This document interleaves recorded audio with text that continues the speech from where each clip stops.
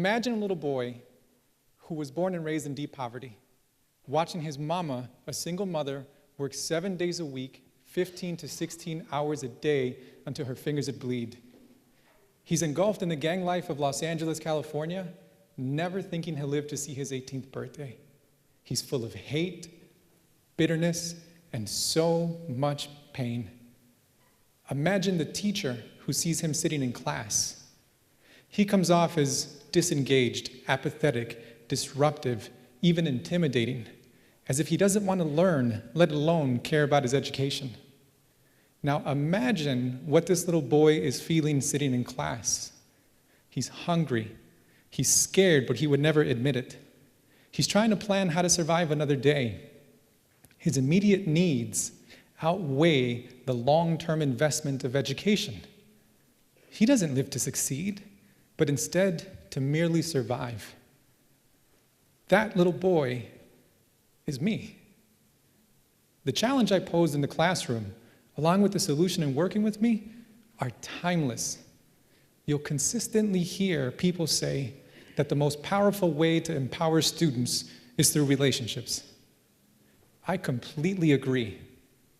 But my question is, how? How do we train educators to effectively connect with students in order to develop powerful and positive relationships?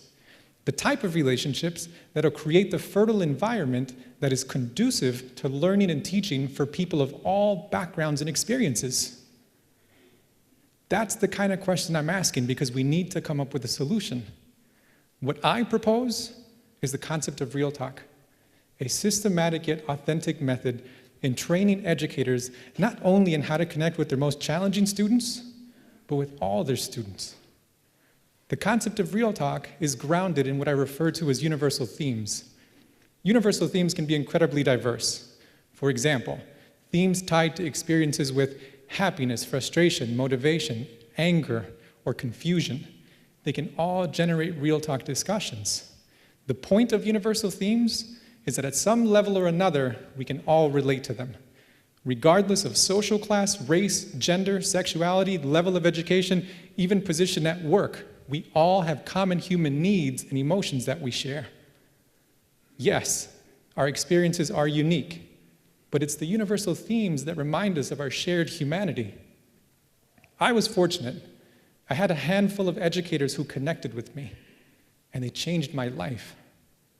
In fact, I remember sitting in Ms. Gates' class as she filled the room with energy, positivity, empathy, and care for all her students. She had a wit about her that she used to make the class smile and laugh while learning. But no matter how engaged the classroom was, I sat there as a stoic and disengaged little boy. Secretly, I admired and respected her, but I would never tell her that. See, I learned in the streets that you never share or show your emotions because it would be used against you. Well, I remember one day, for one of her lessons, she started to talk about an experience she had as a little girl, how she felt angry over something she didn't fully understand. And for that brief moment, she caught my attention. There was a crack in my armor, and she noticed. She waited until the end of the day to come speak with me, and when she came up to me, she said, "Paul, do you know anybody who's angry?" And I said, "No." Of course. Right. And she said, "Good, because anger only makes the pain worse. Anger doesn't let you think clearly. And when you can't think clearly, you feel trapped." Now, of course, my response to her with nothing but anger in my voice was, "I'm not trapped." She said, "I know, because you're so smart. And someday you will use education to make sure nobody around you feels trapped." I showed her nothing. I just asked if I could leave. Little did she know that her talk with me would have a huge impact in how I would change my life through education. Now, unfortunately, by middle school, I had decided that school just wasn't for me. I wasn't engaged, and I didn't see the relevancy of it at the time. Like so many students before me and after me, I made the mistake of thinking I belonged in the streets instead of the classroom. Now, eventually, I came to a crossroads in my life. And one of the voices I could clearly hear in my head was Miss Gates. So many years later, yet so clear, the seed that she planted finally ready to grow. Now, I remember this experience so clearly because I remember how it changed my life forever. Now, eventually, as I moved on from that experience, I thought to myself, what am I going to do? Well, I decided, after hearing that so clearly, I would try community college. Her voice, along with other factors, played a huge role in me trying college. That was one of the biggest decisions I'd ever made in my life and one of the hardest.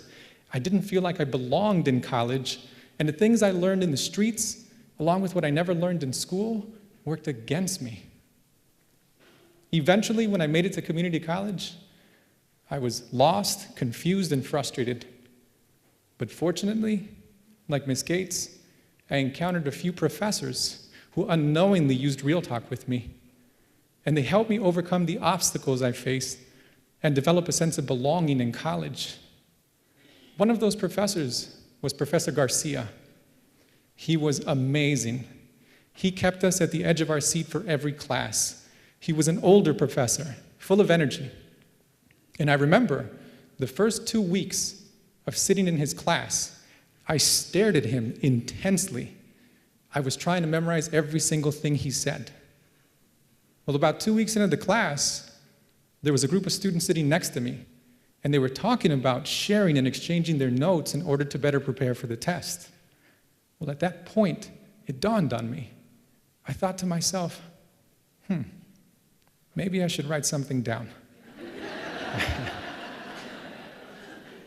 I spent the next 2 weeks, no lie, writing down every single thing he said, from the crazy stories about his crazy cat to the arguments with his wife. I wrote it all down. I left that class with such a bad cramp in my hand. Then the day of the test came. I had never prepared for something so much like I did for that test. When he handed it out, I looked at it from front to back, and I was genuinely shocked when I didn't see a single question about his cat or an argument with his wife. But you know what? I gave it my all. Handed it in, I left, came back the following week, and when he gave me my test back, my very best couldn't even get me a passing grade. I was humiliated. I wanted to run away and not be seen. Well, he noticed, and he asked me to stay after class, and I did. And he walked up to me and he said, "Paul, is everything okay?" And I said, "Yes, sir. I just want to do well in your class." He said, "Yeah, about that. The first 2 weeks of class, you just kind of stared at me. I thought you were bored out of your mind." I said, "No, sir. I just want to do well in your class." Then he said, "Yeah, but then the next couple of weeks, you wrote down every single thing I said. I felt terrible. I wanted to cut lecture in half." I said, "No, sir. I just want to do well in your class." As he looked into my eyes and I looked into his, I knew that he knew that I had absolutely no idea what I was doing. So then he said, without pressuring or embarrassing me, he said, "You know, I really struggled when I was a student, and I still struggle as a professional. Come to my office. I'll show you how I take notes, you can show me how you take notes, and we can learn from each other. Because remember, everyone takes notes in whatever way works best for them." That day was the first time in my life that someone had taught me how to take notes. Something so simple to him, yet so incredibly powerful for me. A skill I kept the rest of my life. Another professor who connected with me was Professor Robinson. She was incredible. She combined her personal story with her teaching style so seamlessly, and she infused the classroom with her passion. And I remember sitting in her class, I wanted to jump out of my seat and ask questions, but I wouldn't dare. See, I learned in the streets that you never ask questions because it was a sign of weakness. One day, for one of her lectures, she blew my mind. I started to physically shake and wanting to ask a question, but I didn't. Well, she noticed, and she asked me to stay after class. While I was sitting there, she walked up to me, and she said, "Mr. Hernandez, do you have a question you want to ask me?" And I just looked down and said, "No, ma'am." As I looked up at her, I will never forget how she took a step back, she tilted her head, and she said, "Mr. Hernandez, my family used to tell me stories of my ancestors who were enslaved at one point, and slaves were not allowed to ask questions, and if they did, they were beaten. Are you a slave, Mr. Hernandez?" Quickly, I said, "No." She then said, "Then why would a young man so bright cheat himself by not asking questions? Part of being free is having the opportunity to ask questions in order to grow. And I know whatever growth you experience from the questions you ask, you will share with others." That day, she set me free from something that had held me down my entire life. In their own unique and masterful ways, these educators conducted Real Talk with me. But this can be done in any classroom setting at any level. Imagine what we could do for students everywhere if we were to train educators in concepts like Real Talk for them to implement in their own exceptional ways. We know that relationships matter. What it's time for is incorporating concepts like Real Talk into educator training. We can teach them how to connect with students in order to develop powerful relationships. We know that it's the students who need us the most who will push us away the most. We know that unfortunately people tend to see difference before similarity, and students and educators are no exception. But we also know that educators deeply care about their students. To simply tell them that relationships matter is an injustice. It's an injustice in how we prepare them for success and for their students. As student success and educator success are intricately connected. I'll leave you with this. Education didn't just change my life and my family's life, but also countless students and educators I've had the privilege of serving. What I learned is that there is something more than just getting an education. More specifically, I learned that the impossible can become possible. For me, that was the day I sat in a room with my mama, waiting for the chair of my dissertation committee to come in and tell us whether or not I had achieved my PhD.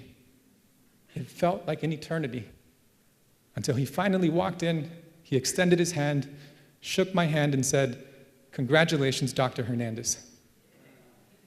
I felt nothing. Nothing changed. There's no bells, whistles, confetti, or balloons. I was still the same person I was before I shook his hand. But as I turned to look at my mama's face, for the first time in my life, I took the pain away from my mama's face. And she said to me in Spanish, but I'll tell you in English, she said, "You are my greatest triumph." That was the moment that I knew I made it.